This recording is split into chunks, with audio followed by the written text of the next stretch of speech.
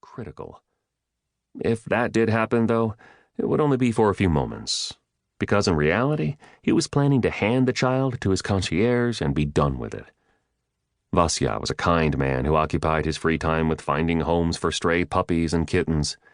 Last winter, he'd even found an arrangement for some street waif. He would be the perfect person to call the police.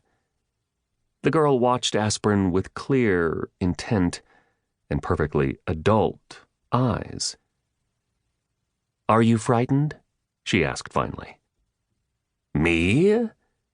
He was initially incredulous. But at that very moment, he realized the girl was right. He was frightened. Perhaps of the responsibility that fell on him from out of nowhere. Perhaps of something else. It may have been the girl's shadow over the ugly graffiti. "What are you doing here all alone?" he asked, his voice a touch calmer. "I am not alone. I am here with Mishutka." She finally loosened her grip, and Aspirin saw a light brown teddy bear with plastic eyes. "Well, if you are with Mishutka, that's a totally different matter," Aspirin allowed. "Where do you live?" The girl shrugged. "Children should not be out on the street at such a late hour." The little girl looked at him skeptically, and he didn't blame her. Even to himself, Aspirin sounded like an old bore. "It's too dangerous." "Yes," the girl agreed. "He's looking for me. He came for me." "Who?" The girl did not respond. Aspirin quickly scrolled through a few possible scenarios. Parents in a fight, possibly divorced. Or the mother is an alcoholic, and the father got custody. Not a common situation, but it was a possibility. In any case, the father came for her, and she didn't want to go with him. The usual scenario, domestic squabbles, preteen issues. The reasons didn't concern him. "All right," he said firmly. "Either you come with me, or you can stay here. So what'll it be?" The girl watched him silently, her eyes round and blue like those of a child on a greeting card. "I am going," Aspirin said with relief. "Family problems are not my forte." He pointed his flashlight onto the cracked pavement and moved toward the street. Stars glimmered above his head. "How wonderful that I don't have children," Aspirin thought, looking up at the clear summer sky. "How wonderful that I didn't marry Lucy back then," he thought, turning into a courtyard. "How wonderful that I—" His reverie was cut short. A group of teenagers, drunk or high or both, sat underneath a dying linden tree in the corner of a playground.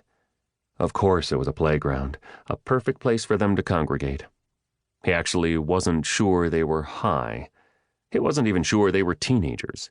It was hard to see in the dark, hard to count the glowing ends of their cigarettes, hard to ask for their IDs.